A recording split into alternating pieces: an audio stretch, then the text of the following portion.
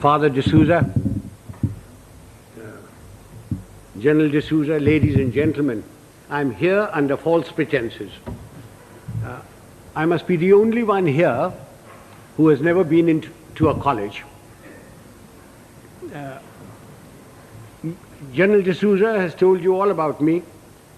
I'm most appreciative of his kind words. My only regret is that my wife wasn't here to hear them. She would have treated me with greater respect. And when I say I'm uneducated, I really mean it. I must be the only member of my family who isn't a graduate. I managed to do my inter-science. I got a 3rd division, mushkil se. Anyway, it's nice being in this hall with all the academics and all the educated people. And I take this opportunity of inaugurating your Silver Jubilee series on leadership. I don't know what one does for inauguration, but may I say that I have inaugurated the thing.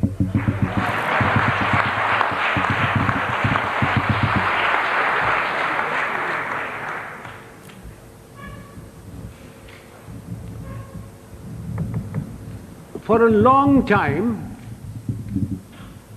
I've been watching the scene in India very carefully.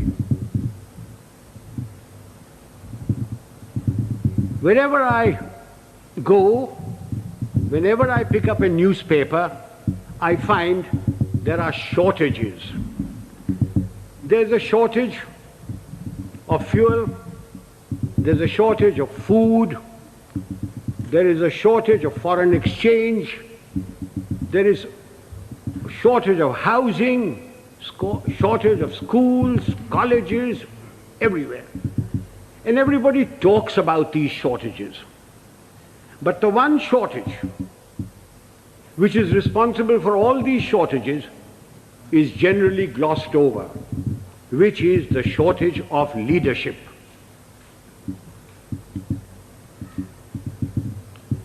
Father, don't misunderstand me, and gentlemen of the press, please don't misquote me, which you are always capable of doing and which you continue doing. When I talk of shortage of leadership, I do not mean just political leadership. I mean leadership in every walk of life. Whether it's political, administrative, in educational institutions, in our sports organizations, in our industry, amongst labor, amongst the law and order contingents, there is a shortage of leadership. I do not know whether leaders are born or leaders are made. There is a school of thought which says leaders are born. Father, we have a population of 780 million people, and we procreate at the rate of 1 Australia every year. And yet, there is a shortage of leadership. So if those of you who think that leaders are born and who contribute to that theory, may I suggest you throw away all Planned Parenthood and really let yourselves go. If leaders are not born, can leaders be made? It is my view that give me a man with reasonable common sense and decency, you can make a leader out of him. What are the attributes of leadership? There are many attributes. The cardinal attribute for leadership is professional knowledge and professional competence. Now you will agree with me that you cannot be born with professional knowledge. Even if you are the child of a minister, the son of a member of parliament or the progeny of a field marshal. Professional knowledge has to be acquired the hard way. It is a constant study.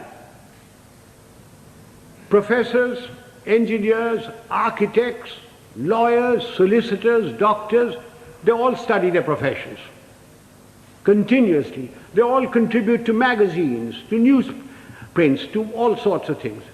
But we in India, as soon as we reach positions of power, whether it's ministerial, secretarial, armed forces, or anywhere else, we think we are the repository of all knowledge. Professional knowledge has to be acquired the hard way. And without professional knowledge, you can never have professional competence. And if you haven't got professional competence, you cannot be a leader. I wonder, those civilian gentlemen who have been charged with the security of this country, whether they have ever read a book on the military profession. I wonder if they know the difference between a gun or a howitzer. I remember a minister one day coming to me. I'd left being the army chief then, and said, and I will talk to you in his own language, "Zara batao, ye howitzer kya cheez hoti hai?" And I said, "What are you talking about, howitzer?" Then I discovered that he meant a howitzer. And I said, "Well, why are you asking me? Why don't you ask the army chief and others?" He said, "Kaise पूछे उनसे? मैं minister हूँ, तेरे से तो पूछ लेता हूँ, तू जानता है कि मैं बेवकूफ हूँ." I wonder if they can distinguish a mortar from a motor, or a gorilla from a gorilla, although a great many resemble the latter. Ladies and gentlemen, professional knowledge is a sine qua non of leadership. You have to have professional competence if you are expected to lead anything. It doesn't matter whether you are in the army, whether you are in a teaching profession, whether you are in industry. Unless you have professional competence and professional knowledge, you cannot be a leader. And it has to be acquired the hard way. You've got to study all your life. What takes me to the next attribute? The ability to make up your mind and take a decision. And having taken that decision, accepting full responsibility for it. Those of us who have suffered at the hands of superiors who cannot take a decision know what it's like. An act of omission is much worse than an act of commission. An act of commission can be put right, even if the decision is wrong, by colleagues, by subordinates, by somebody. But an act of omission cannot be put right. Why does a person not take a decision? Because he lacks confidence. Why does he lack confidence? Because he lacks professional knowledge and competence. Eustace will tell you that when I was the army chief, I'd go around, ask my generals, "What are you doing about this?" And he said, "Sir, I've been thinking, I've been considering." And then I produce for myself a Manekshawism. And Father, will you forgive my language? I used to say, if you must be a bloody fool, be one quickly. Take a decision and then accept full responsibility for it. Do you know how much money is lost in the country because somebody won't take a decision? Costs escalate, papers lie in somebody's place for days, for months, for years. And when they finally take a decision, the cost of a project, the cost of something has gone up tenfold. Who suffers? We, the people of India, suffer. So that's the second requisite for leadership. The ability to make up one's mind, take a decision, and then stand by it. Don't pass the buck on to your subordinate. It's your decision. What comes next? Absolute justice and impartiality.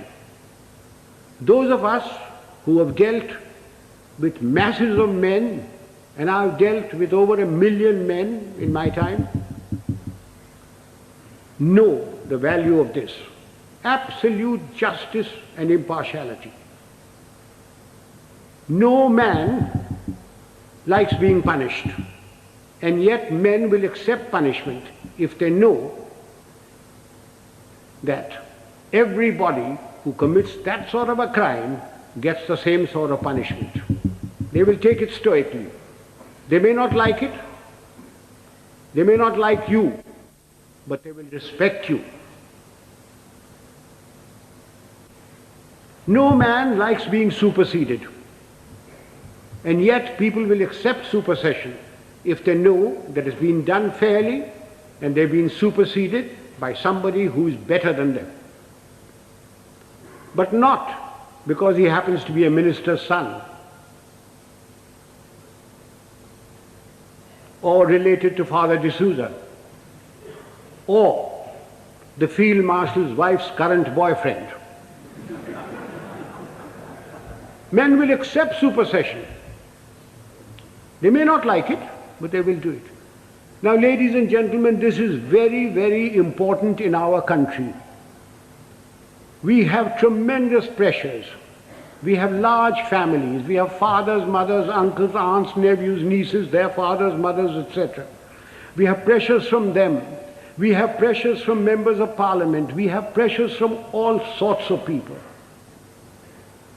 And we lack the courage to withstand that pressure. This is very important for us in India. And that takes me to the next attribute: moral and physical courage. I do not know which is more important, moral courage or physical courage. Were I talking to a lot of soldiers, I would lay emphasis on physical courage. But since I'm only talking to a handful of soldiers, and mostly civilians, I will lay emphasis on moral courage. What is moral courage? Moral courage is the ability to distinguish right from wrong. And having distinguished that, you must have the courage to stand up and say your piece, irrespective of what your superior thinks, irrespective of your colleagues, irrespective of your subordinates. You must have the courage to say so. A yes man is a horrible man. He must be shunned. He is a disgrace. He may rise very high. He may become a minister. He may become a field marshal, but he will never, never become a leader. He will be used by his superiors. He will be disliked by his colleagues, and his subordinates have no respect for them. Moral courage is essential. Now, since you wanted to know some examples of moral courage from my past. I will give you a little story. In 1970, when General Yahya Khan put all the pressure on East Pakistan as it was then, and refugees started coming to India, there was a cabinet meeting. I remember the date very well, 28th of April. I was summoned. I had a very strong Prime Minister and Mrs. Gandhi, who ranted and raved at me, said, "What are you doing about it? I've got so many refugees. The Chief Minister of Bengal has just sent me a telegram. The Chief Minister of Tripura has done this. The Chief Minister of Assam is writing that there are more Bengalis there than their own population. What are you doing about it?" And I said, "Nothing. Got nothing to do with me." And she said, "I want you to go in and take action." And I said, "Do you know what that means, Prime Minister?" And she said, "No." I said, "It means war." And she said, "I don't mind if there's war." So I said, "May I please quote from the Bible, the first book, the first chapter, the first verse? God said, 'Let there be light,' and there was light. And you say, 'Let there be war,' there be war. Are you ready?" "I'm not ready. I'm not prepared. It is not the right time to go in. The monsoon will break very shortly, and the whole of East Pakistan will be a swamp. I will not be able to operate. The Air Force will not be able to operate. April is a month when we glean the harvest." And the Agriculture Minister was Mr. Fakhruddin Ali Ahmed. And I said, "I will require every railway wagon, I will require every train, I will require all the road space to move my troops. And you will not be able to move your harvest. And then if there is a famine, don't blame me." And I said, the passes in the Himalayas start opening now, the snow melts. And then if the Chinese give us an ultimatum, I will have to fight on two fronts. And then the External Affairs Minister, a Khalsa, Sardar Swaran Singh, said, "Do you think China will give ultimatum?" And I said, "You are the foreign minister, you tell me." And then my own minister, Jagjeevan Ram, who couldn't call me Sam, he used to call me Sham.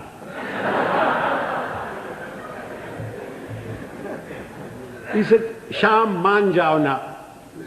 I said, "ये कोई मानने की बात है? I'm telling you what the facts are." And I said, "If you want me to do this, Prime Minister, I guarantee you 100% defeat.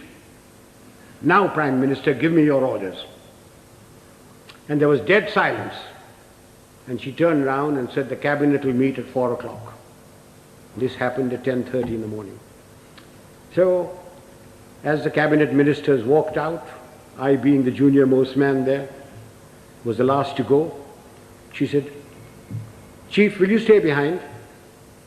So I shut the door and I said, "Prime Minister, before you speak, do you wish me to send in my resignation on grounds of health, mental or physical?" I said, "Oh, sit down." He said, "Everything you told me correct?" I said, "It's my job to fight. It's my job to tell you. If your father in 1962 had me as his commander-in-chief, the country would not have been disgraced. The army would not have been beaten. But the army chief did not have moral courage of turning around and telling him he wasn't ready." So she said, "All right, you know what I want?" And I said, "Yes, I know what you want. And I must be allowed to do it my own way." And she said, "All right, you know what I want."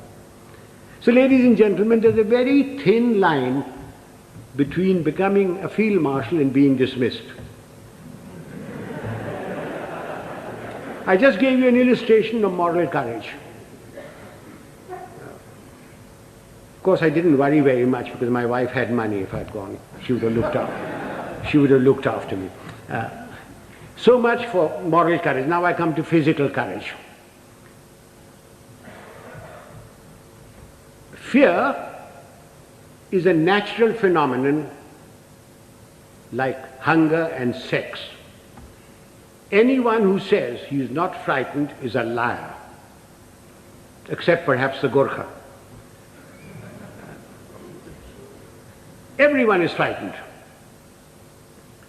It is one thing to be frightened and quite another to show fear. It's when your knees are knocking and your teeth are chattering and you're about to make your own geography. That's when the real leader comes out. If once you show fear in front of men that you may be commanding, it doesn't matter whether they're soldiers, they are clerks, they're labor, there are students. Once you show fear, you should quit.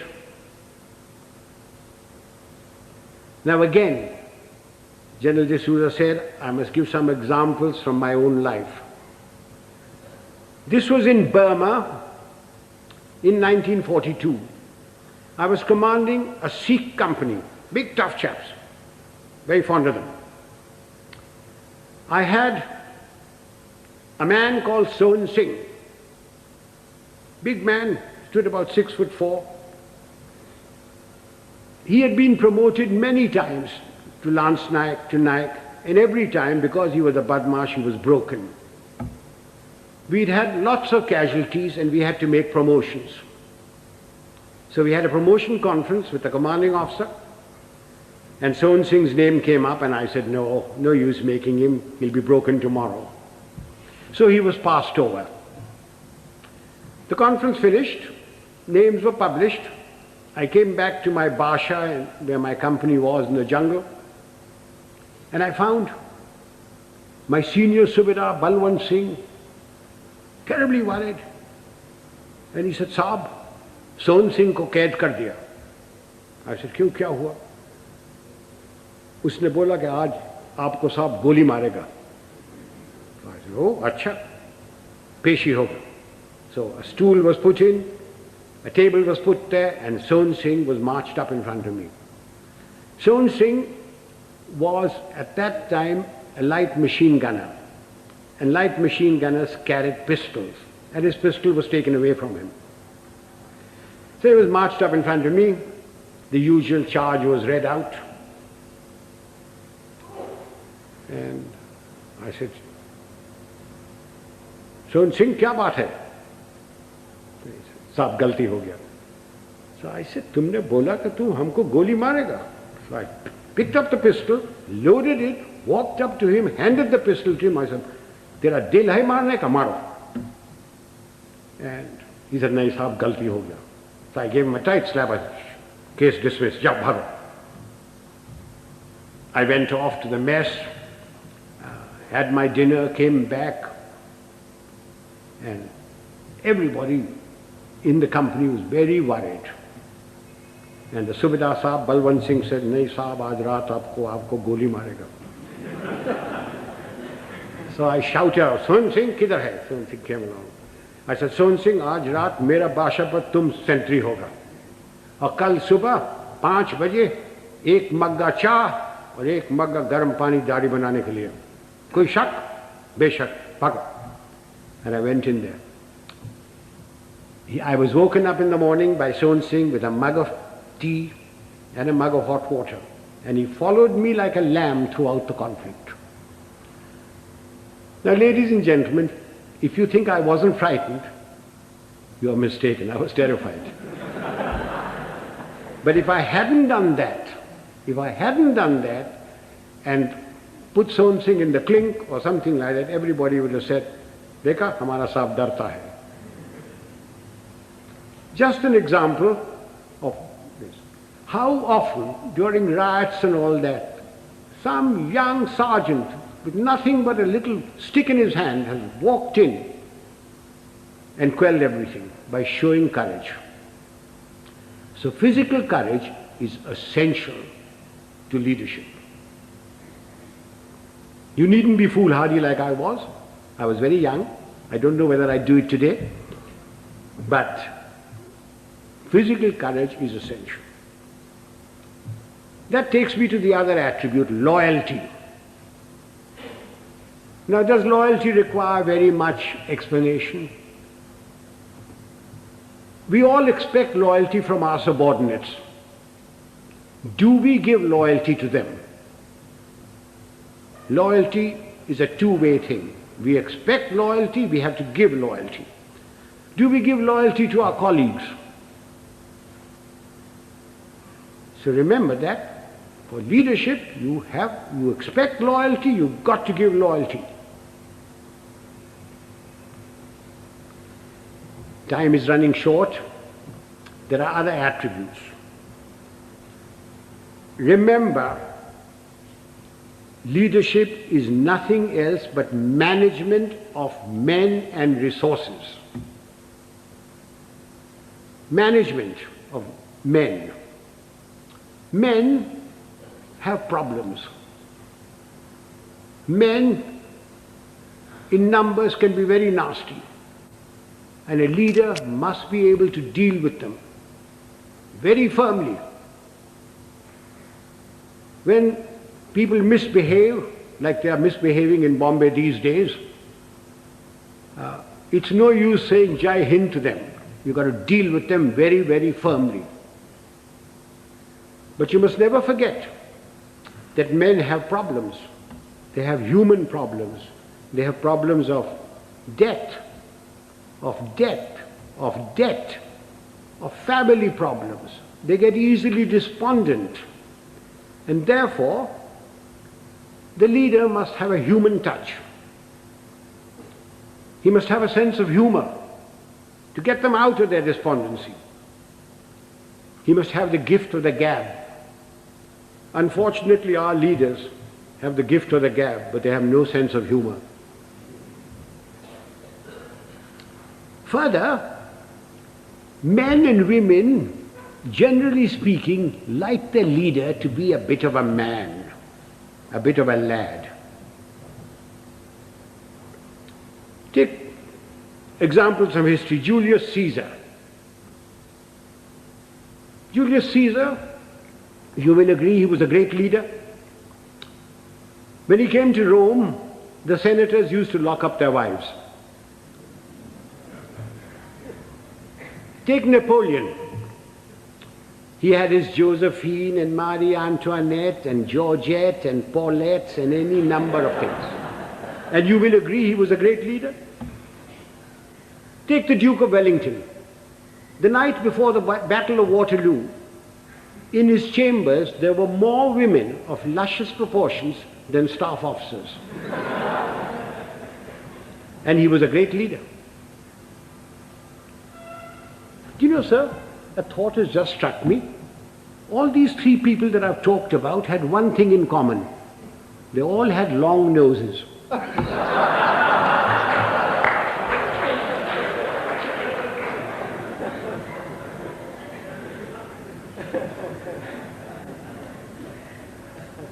If my time is not up, can I crave your indulgence and talk for another 10 minutes? Ladies and gentlemen, no amount of leadership will put things right. There are two other aspects that we Indians must know and we lack badly. One is discipline and the second is character. What is discipline? Discipline is a code of conduct for decent living in society, one with the other. Who lays down this code of conduct? Not the Prime Minister, not Parliament. Of course, it's laid down in the Army Act. But I'm not trying to impose the Army Act on you. This code of conduct has come to us from father to son, from mother to daughter, from times immemorial. It's in the Bible, it's in the Gita, it's in the words of Nanak, in the sayings of Muhammad and Buddha. It's all come down. It's been refined as cultures have changed. Again, let me illustrate this by example.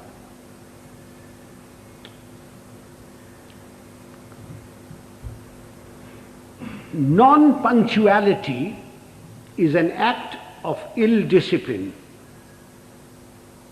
which is injurious to the state, injurious to its people. Some time ago, sir, I was invited to a university, as also my wife, unlike today.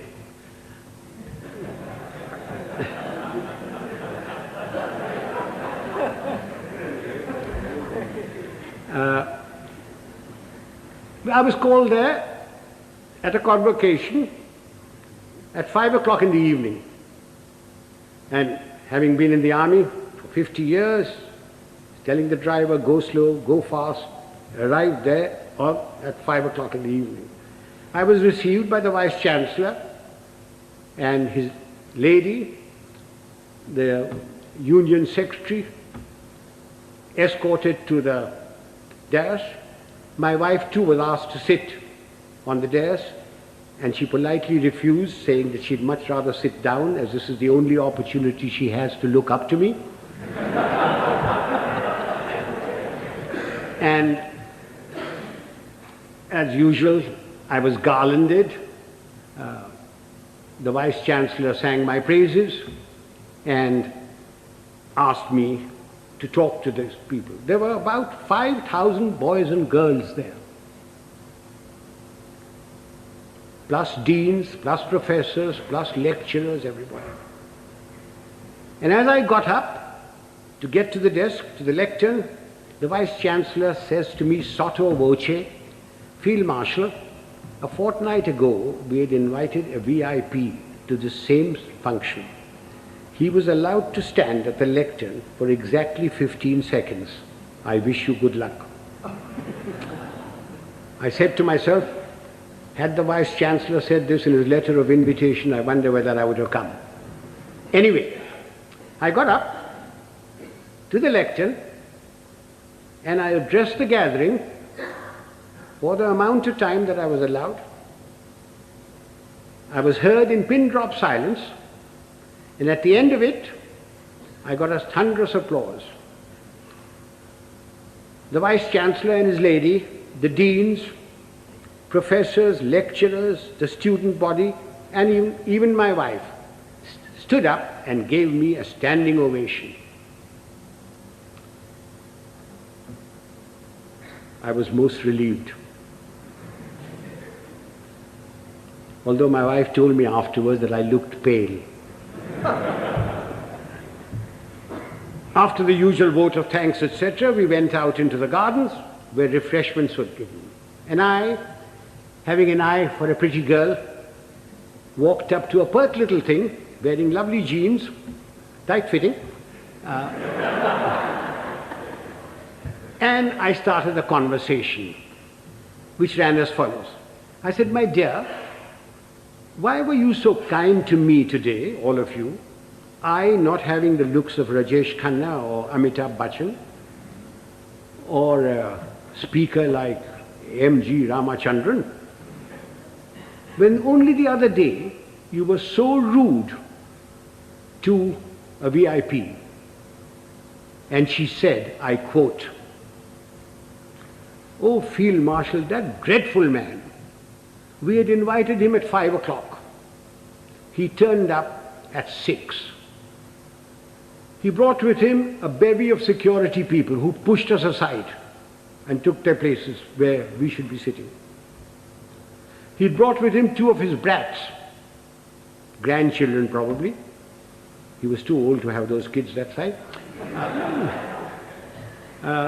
But you never know.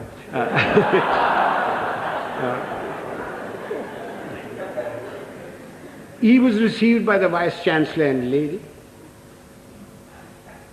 He was the Union President garlanded him, and he demanded garlands for his 2 brats. The Union President, being very flexible, diverted the garlands for the Vice Chancellor and his lady to these brats. And then the Vice Chancellor sang his praises, saying how fortunate we were that he had come here, that he has done so much for the country, And all the while, this man sat there. He had come unwashed, unshaven, wearing a dhoti, exposing 4/5 of his leg, scratching away. And the Vice-Chancellor said that the worthy had been to jail. When he said that, the girl said, I almost shouted he should be there now. Then the Vice-Chancellor asked him to go to the lectern and to talk to us. So he picked up the lemonade or limca or whatever was there, which belonged to his female offspring, and took a sip, which started a howl.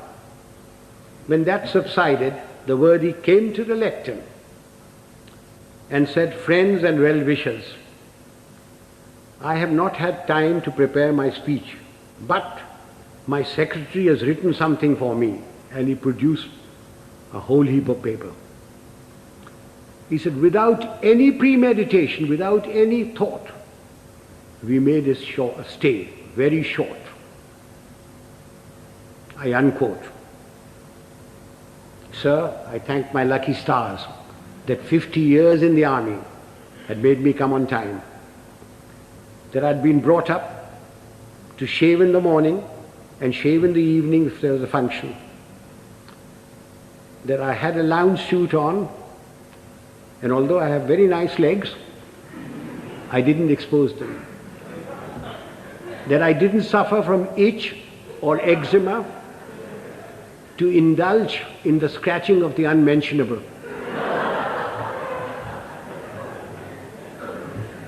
Now do you see what I mean by ill discipline?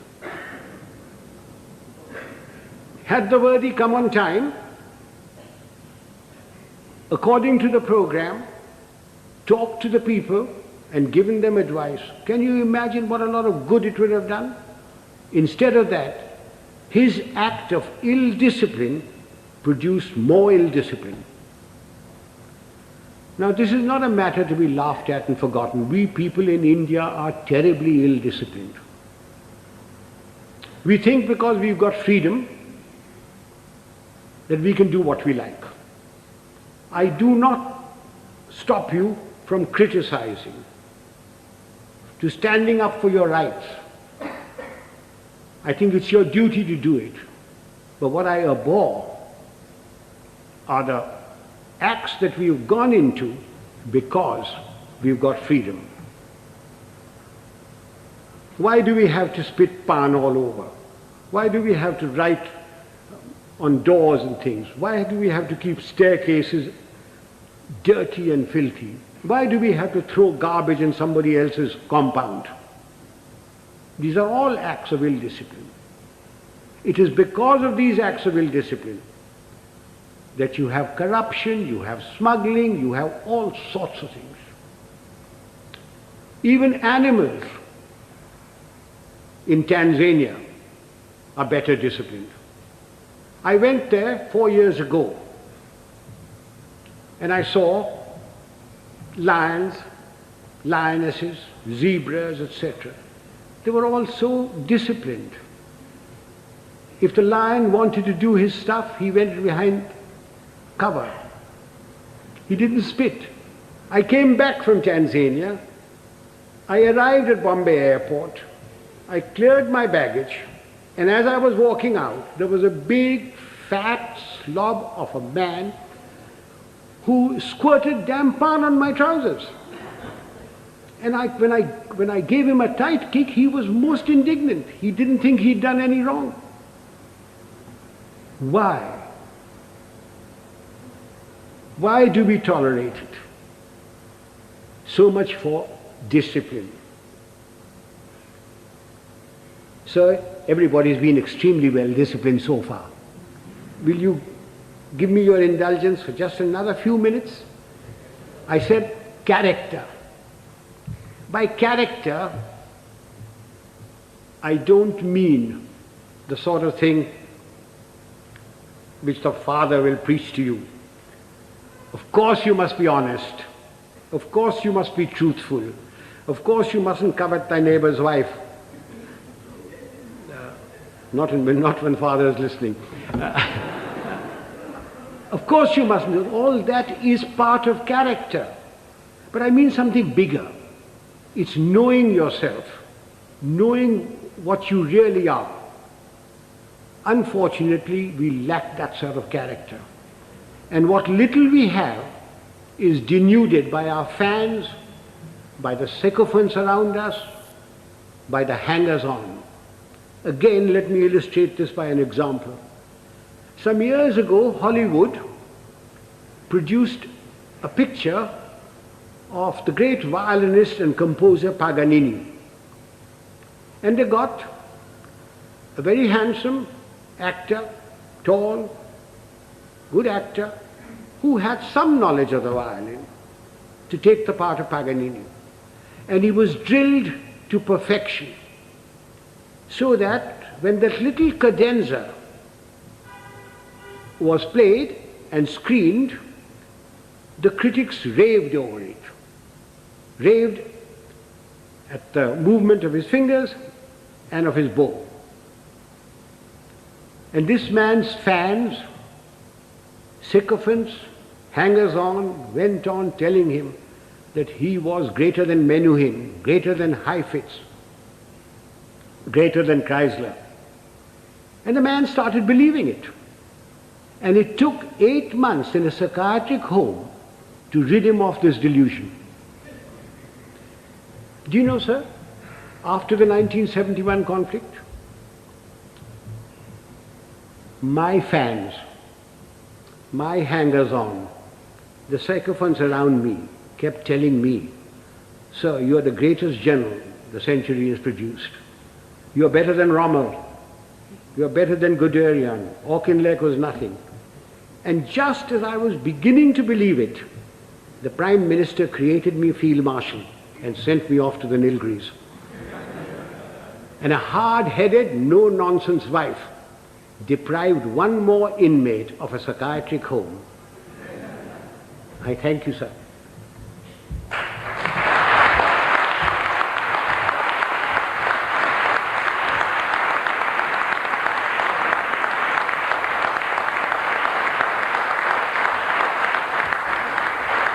Ladies and gentlemen, I'm at your mercy. You can ask me any question you like, personal, pertinent, or impertinent. I'm getting deaf, so you'll have to come nearer me. Punctuality is very essential for this. This engagement was announced at 6:30. You're quite right, sir. I was ready. I was told I was going to be picked up at 6 o'clock. I was ready, waiting. In fact, the people who organized the function came up to me. Just came out of my bath and said, "General D'Souza says, please do not come before 6:45. So will you hang around till 6:30 and then we'll bring you here." Not my fault. I was there absolutely on time. Please blame General D'Souza. And he had a reason that everybody works till 6 o'clock. Traffic is also there, and therefore he decided it was going to be 6:45. I would like to add that We got to go into East Pakistan. None. Militarily. You cannot go into anybody's country. But we had 9 million refugees. We, in our own country, are starving. We don't have enough clothes, we don't have enough medical attention, we don't have enough food, we don't have enough schooling. But we had 9 million people, through no fault of our own. The Prime Minister of India, went around the whole world telling everybody that I have nothing against Pakistan. In fact, I want Pakistan to be strong. What crime have we committed that we should have 9 million people of somebody else's country in my country? You Americans, if 2 Indians go there, you kick up a row. You, the French, won't accept anybody coming in. The British don't.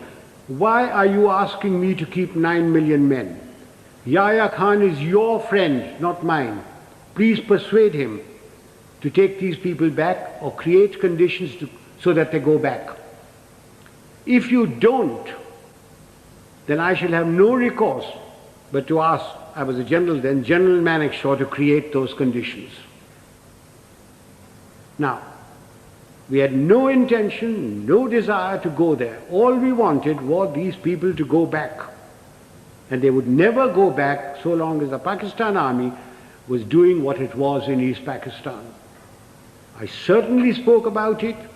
I understood the problem as a soldier and also as an Indian. Now, you asked me about Sri Lanka. The number of refugees that have come in, very small. In fact, they don't want to go back. They're being pushed back. If 2 million camels had come in, perhaps we would have had to take some action. Have I answered that question? Would the young lady stand up? Let me look at her. Don't be shy. Oh, thank you, dear. What steps are taken from the moment this is leadership has been our profession for thousands of years. For thousands of years. The army has provided the leadership. From the moment the man joins, he comes into an environment of discipline and somebody who is his leader there, and he learns. We don't have courses for leadership. It is by example. If the general officer commanding in chief comes unshaven, you don't expect the others to be shaven, to shave. But because he is shaven, properly washed, properly clothed, everybody else is. If the general officer or the colonel takes bribes, then you don't expect his people not to take bribes. But he doesn't take bribes. Now you ask me, why doesn't he take bribes? Everybody else in India does. And the answer is very simple. It's environment and also fear. If I gave an order and one man disobeyed it, he could be tried by court-martial and given 2 years imprisonment. If 2 men disobeyed my orders, it is considered as mutiny. He is tried by general court-martial, and given 14 years imprisonment. But in civil life, who cares? The policeman takes a bribe. The inspector takes a bribe. Somebody disobeys orders, what happens? You suspend him. He gets a writ petition by paying 25 rupees to any vakil. His case drags on. Eventually he is reinstated, probably gets promotion. But in the case of the army, there's an environment from the moment he joins plus fear. There is great fear.